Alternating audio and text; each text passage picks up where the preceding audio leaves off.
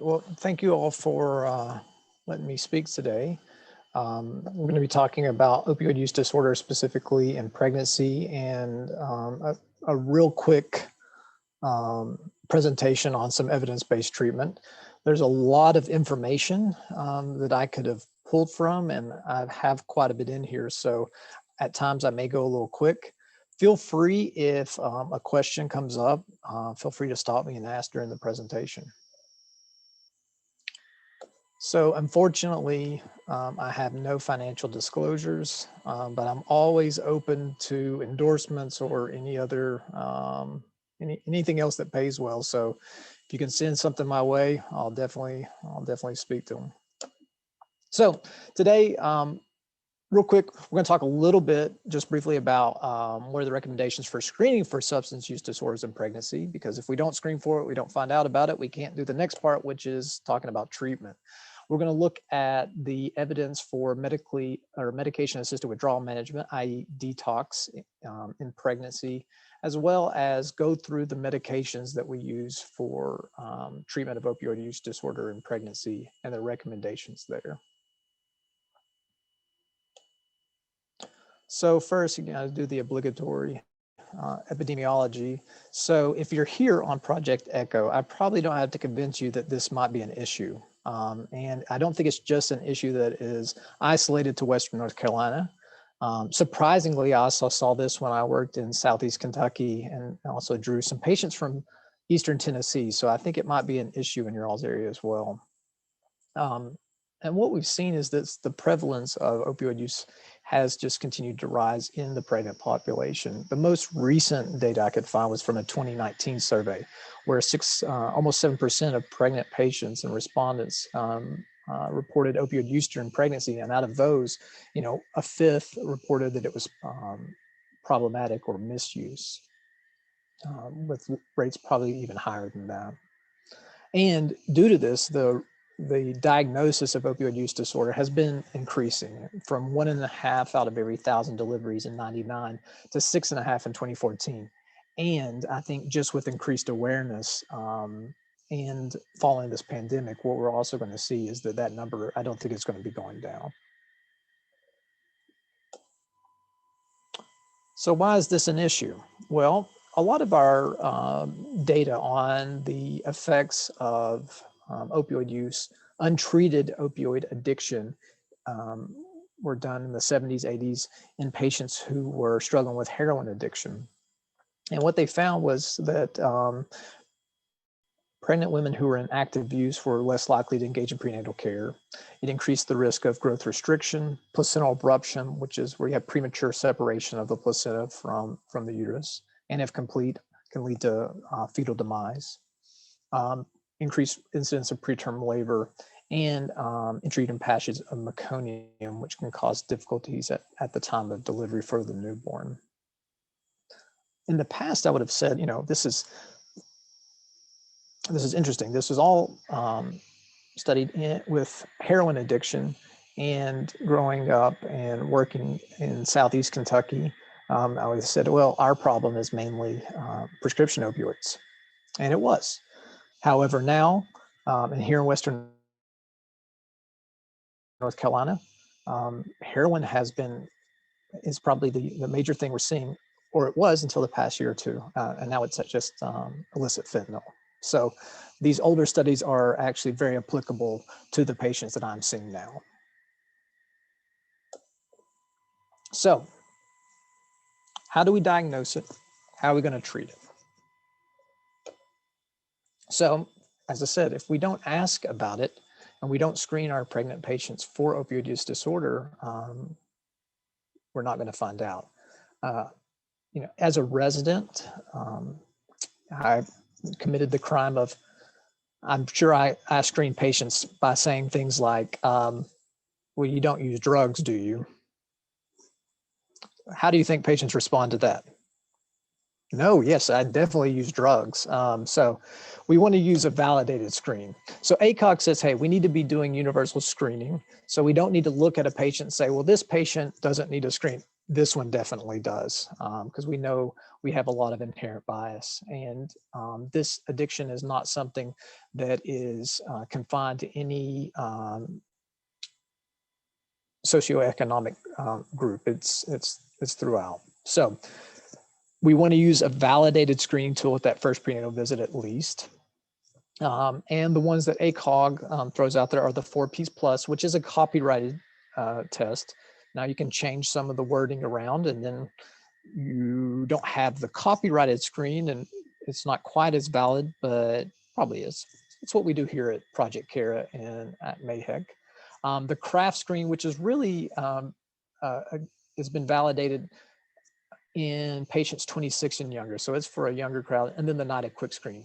Out of all three of those, only the 4Ps Plus has actually been validated in a pregnant population. So if you're going to use one, that's what I'd recommend. You know, asking about past use, partners used during the pregnancy, and in the peer group. And if a patient answers yes to that, that's a positive screen, and it just alerts us to ask some more questions in an open and non-judgmental fashion.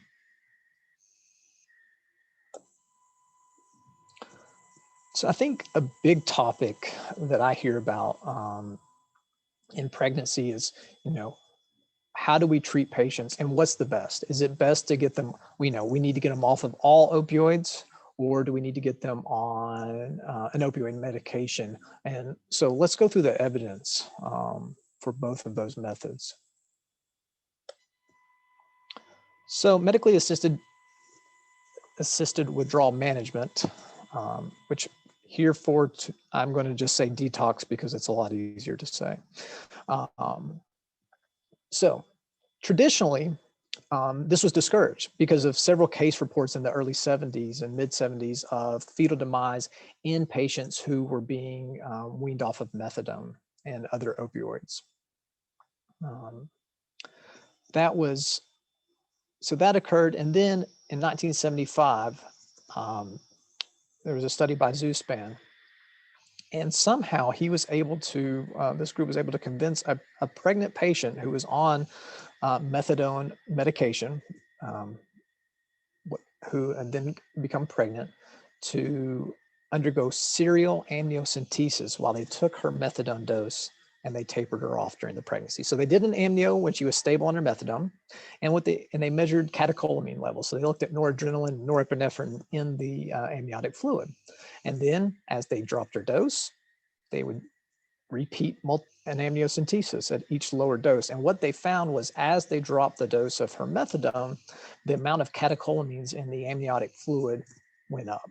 And so they said, this is indicative of a fetal stress response. Combine that with these case reports of fetal demise, and they said, we cannot wean pregnant women off while they're pregnant because we're killing the babies and fetal distress. And so I've heard this even in the past couple of years of some centers saying you can absolutely not wean a pregnant patient off of an opioid because of an increased risk of fetal demise. So that's the historical basis for that recommendation. What we've seen, though, is that's not actually the case. Over the past 20 years now, kind of doing a meta-analysis, there's been studies with approximately 500 patients pregnant women who have undergone detox during the pregnancy. And out of those 500, there's not been a reported fetal loss. So it can be done safely, as far as we're not increasing the risk of fetal demise. Now, that being said, the issue is it's known to have very high relapse rates. And if a pregnant patient then relapses back into illicit opioid use, we're exposing that patient to the associated risk, including overdose and death. One of the things I tell all my patients, this is in pregnancy, outside of pregnancy, if they're on medication-assisted treatment, on methadone or buprenorphine, and they're tapering off, support them in that. But one of the risks, and I always let them know, is if they relapse, and the risk of relapse is significantly higher off of medication than when they're on it. But that first relapse, the risk of overdose death goes way up because tolerance is just gone. And so that's, that's one of the things we can see. Now, if you are able to successfully detox a pregnant patient off, it does look like the incidence and treatment for neonatal opioid withdrawal may be reduced, which kind of makes sense, right? If you reduce the amount of opioid exposure, there's probably a decrease from incidence or for treatment of neonatal opioid withdrawal syndrome. Although it's hard to quantify timing and amount. So, bottom line, can it be done safely during pregnancy? It can.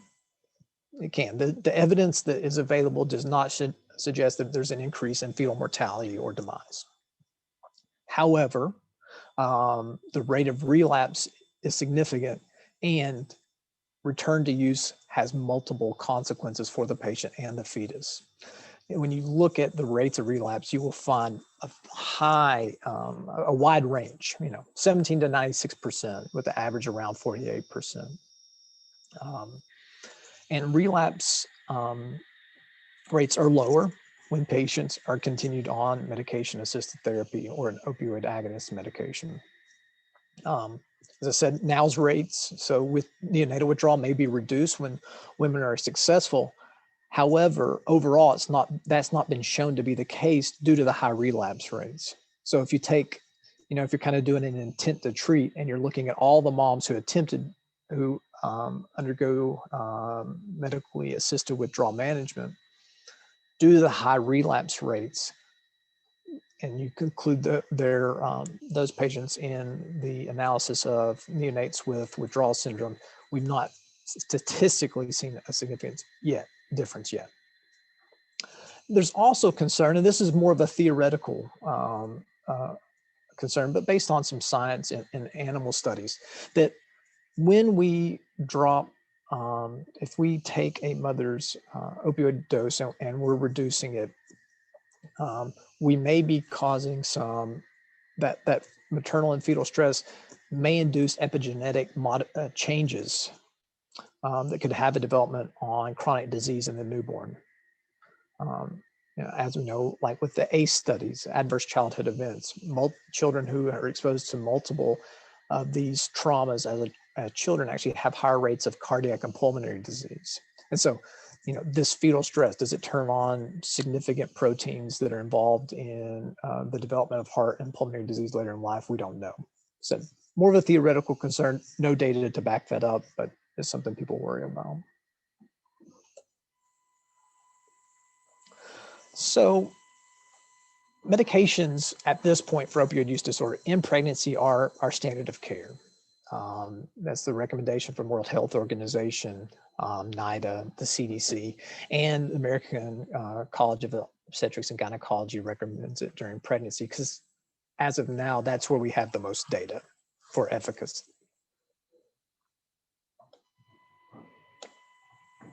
So, just alone putting somebody on a medication in general, this is all comers with opioid use disorder, just putting them on a medication, we can reduce mortality rates.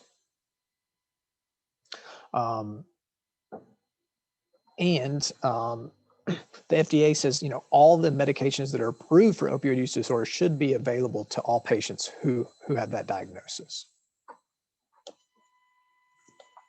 So we have our opioid agonist. I think most people are familiar with these names, methadone, and then buprenorphine, and we're going to talk about those separately in just a second. And then opioid antagonist or an opioid blocker. And with that, we have naltrexone. Some people sometimes confuse naltrexone and naloxone. So if you've heard of Suboxone, which is the buprenorphine plus product, it has buprenorphine plus naloxone in it. Naloxone is also an opioid antagonist. However, it doesn't have any oral bioavailability or very minimal amount. So it's not something that we use for treatment of opioid use disorder. It is what is used to reverse an opioid overdose in the sprays that you may have seen. Comes in an injectable form as well. But naltrexone can be used because it has oral bioavailability, so we can give it by mouth. It can also be given in a long-acting sub-Q injection. And all of these, methadone, buprenorphine, and naltrexone, they're all, and we formerly called pregnancy category C, which is, we don't know that they're teratogenic. It turns out they don't let us take pregnant women and just give them medications and then monitor them and their babies and see what happens. So,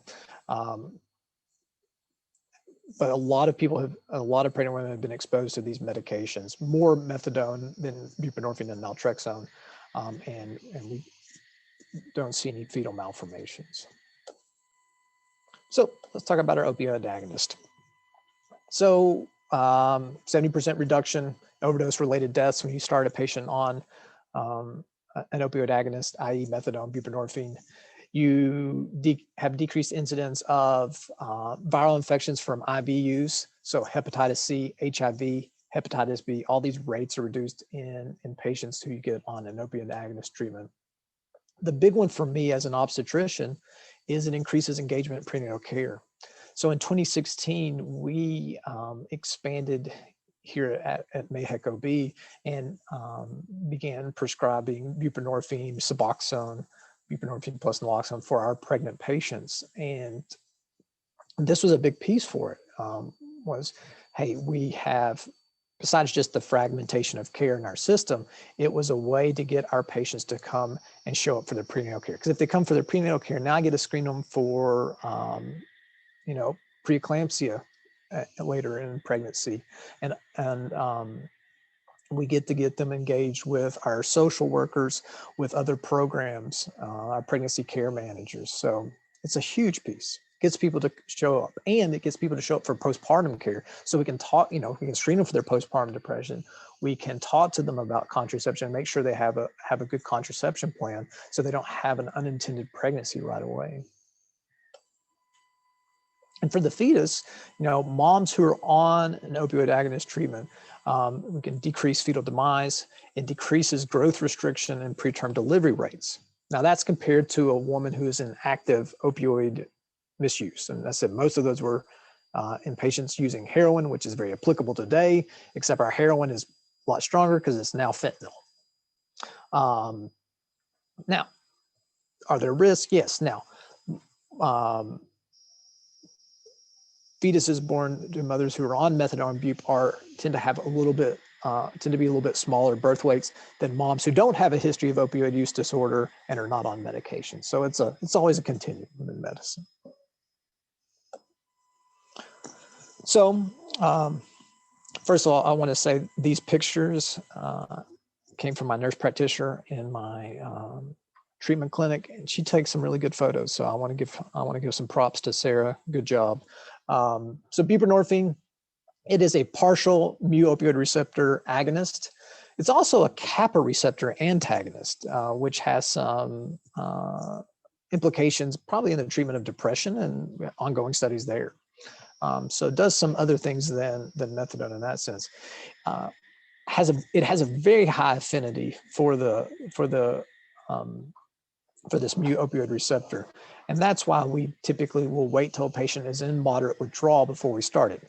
Otherwise, it will go and displace fentanyl. It will go and displace heroin, oxycodone from the opioid receptor. And even though it has a high affinity for that receptor, so it binds very tightly, it has low intrinsic activity. So it's like a dimmer switch, right? So it goes on the switch, but it only turns it up a little bit. And if the light bulb was always on all the way up and it was really bright in the room, and then somebody takes some bupe and it drops that dimness really quickly, people get really sick and don't like it. They're probably not going to continue to use it. Also, though, that is why we can prescribe it in an outpatient setting with office-based treatment. And that's a big advantage of buprenorphine. So with the data, the Drug Addiction Treatment Act of 2000, we were able to use this Schedule III medication in an outpatient setting to treat opioid use disorder. And if you can get somebody on this, I said, because of that high affinity, I've often had people who had a relapse And they're like, how are you doing? Well, I had a relapse on heroin. I was, in this situation I used. What did you feel? I didn't really feel anything. Great. That means you've been taking your buprenorphine. That high affinity, it's effectively acting as a blocker on those receptors. So it can help keep patients alive. It's given buccally, sublingual, and has a pretty good half-life. Versus methadone. Methadone is a full opioid agonist. So the more you give, the more effect you get at the receptor, right? The more you give, the room that switch goes up and up, the room gets brighter and brighter and brighter and brighter. Because of that, it's also a little bit more dangerous. Take enough of it, like any opioid, it goes to the respiratory centers of the brain that says, hey, you don't need to breathe anymore. And as far as I know, breathing is still very important for being alive. So I tell my patients, we don't want to take too much of this, don't add other things because you'll stop breathing, you'll overdose, you could die. It also has a huge variability in the pharmacokinetics. So some patients, a very small percentage, are very rapid metabolizers, and the half-life may be 6 to 8 hours, versus some people are very slow metabolizers, and the half-life may be up to 3 to 4 days. It is orally bioavailable, so they just swallow it. And the issue, though, you got to come to a clinic like I work at here in Nashville. You got to come to an opioid treatment program to get methadone for treatment for an opioid use disorder. And I'm not even sure. Is there a methadone clinic in Johnson City? Okay, we have multiple ones here in town. Some take Medicaid, the majority don't. So it's also about treatment access. But initially, patients have to come every single day. Pre-COVID, you'd have to come for 90 days in a row of therapeutic screens before you would start getting any take-homes. Get a little bit more flexibility now, which is nice. So it can be, while it can be a great medication for some patients, it can also be very difficult for them to obtain it. So I can't talk about medication treatment without mentioning the mother study. So this was a multi-center, double-blind, randomized controlled trial of methadone versus buprenorphine treatment in pregnant women. So methadone has kind of been our gold standard. Why? Because it's been around since we've been using it for pregnant women in the 70s. So the studies of opioid use disorder treatment prior to that were all done with methadone before buprenorphine was available in the United States in the 2000s. And so then buprenorphine comes along and we're using it, but we really need to compare it to the gold standard to say that it is as effective. And does it affect the rates of neonatal opioid withdrawal? The primary outcome in the study was they were looking at, and I put the old terminology because that's what the paper was still at that point, because this came out in 2010, of neonatal abstinence syndrome. So we're going to see, hey, are they comparable there? And what they found was there was no significant difference in the treatment rates of NAS, 57% versus 47% with buprenorphine. However, buprenorphine treatment was associated with less severe NAS. Those children required 89% less morphine to treat it, and they spent 43% less time in the hospital. So similar rates, but less severe with buprenorphine. And maternal treatment and delivery outcomes were similar. So this said, okay, hey, this is not only an acceptable medication used in pregnancy, but it may have this advantage of, even though the rates of neonatal withdrawal are similar, they don't appear to be as severe with buprenorphine as compared to methadone.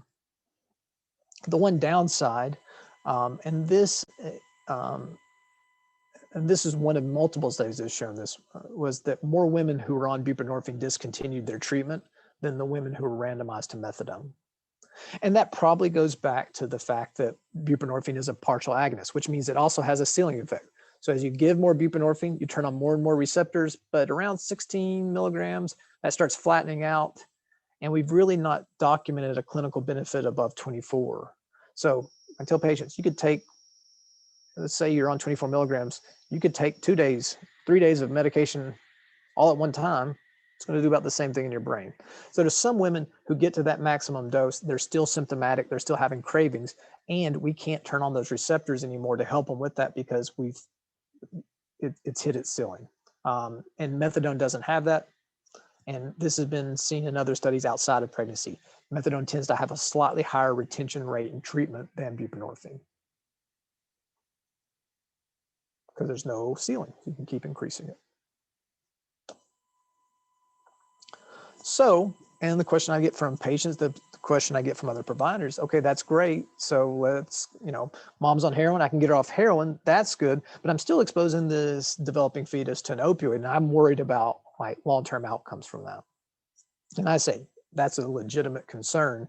And I wish I had wonderful, wonderful data to tell you that there are absolutely no risk to this fetus and no risk long-term to the child and this child as they get older. But those are really tough studies to do because of the multiple confounding variables that you have to deal with. The best data that I can find is this study from a subset of the mother studies. So they took 96 of the 131 dyads, maternal neonatal dyads from the mother study, and they followed those children out for 3 years.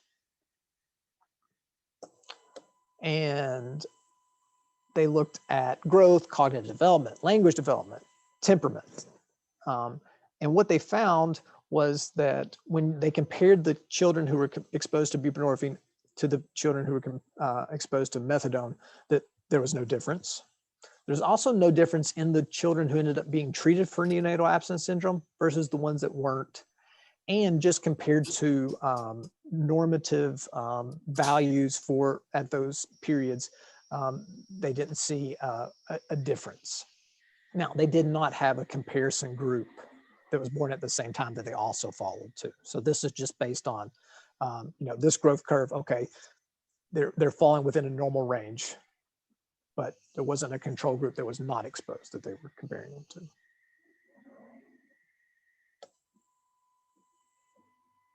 So what about naltrexone? So naltrexone is a opioid antagonist, right? Most of the data that we have for opioid use disorder treatment in pregnancy has been with methadone or buprenorphine. And those are the recommended medications just because that's what we had the most data on. But naltrexone has been used in pregnancy some now. So we're getting more and more data on that. It's limited, but it's out there. So in Australia, they use they've actually been using it's a 6-month implantable naltrexone rod. And they've used that for years. And so there's multiple case reports, not longitudinal studies per se, but a lot of case reports of naltrexone use in this form in Australia.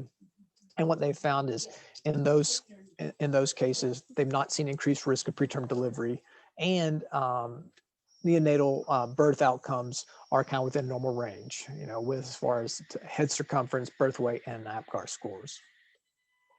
It's also a really good, there's also a big study at University of Tennessee with Dr. Craig Towers. So they've been using naltrexone for a couple of years for their pregnant patients. So they took women, they did medically assisted withdrawal management with buprenorphine, so stabilized them, transitioned them or weaned them off, and then after a week transitioned those patients to naltrexone versus a group that continued opioid agonist treatment. As far as how successful, when they compared their opioid agonist treatment to the patients who went through the withdrawal management and naltrexone, no difference in the number of positive opioid urine drug screens, i.e., which would be a marker for relapse. What they found was that the treatment for NAS was lower in the naltrexone group than the agonist group, which makes sense to me. Now, I would say that 75% treatment for NAS is a lot higher than I've seen in most modern studies. So I don't know what else was going on there. I don't know what they defined as agonist treatment or abstinence syndrome that required treatment, if that include comfort measures. But if successful in transitioning somebody to naltrexone, then you can decrease the incidence of neonatal abstinence syndrome for that study. It was a pretty good study. So what can we say? Opioid agonist treatment Still the recommended treatment in pregnancy. It's what we have the most data for, and has shown to improve outcomes. Buprenorphine may have some benefits over methadone, less severe neonatal opioid withdrawal symptoms, and there's increased access because you don't have to go to a methadone clinic or an opioid treatment program to get it. I think we'll get more data that will suggest that naltrexone is safe. Once again, though, we're going to be stuck with the same question as far as long-term developmental, which is what a lot of people want to know with opioid exposure. Blocking those opioid receptors during development, does that also lead to long-term developmental outcome issues? We don't know. There's some evidence in animal studies that it may increase pain sensitivity, but once again, we don't know in humans. And as I said, this long-term outcomes in exposed children are unclear, but they're difficult just because of the longitudinal aspect. You need to follow these children for years and years and years, and the confounding variables that arise. All right, and I put I put a lot of words on my slides, which I know in PowerPoint etiquette is not okay. But I like to have data, and I wanted to give you all some data and give you the references so you can go back, and if you you see something that was interesting, or you're like, I don't know about that, here are the references that you can check. So beautiful. Nathan, thank you so much. That was a fabulous presentation. I love all the references, and you hit the nail on the head. I will be going back and reading some of those in more detail, so thank you for providing them. While Nathan was talking to us, we did have a couple of people join us. I'm going to have you guys introduce yourself.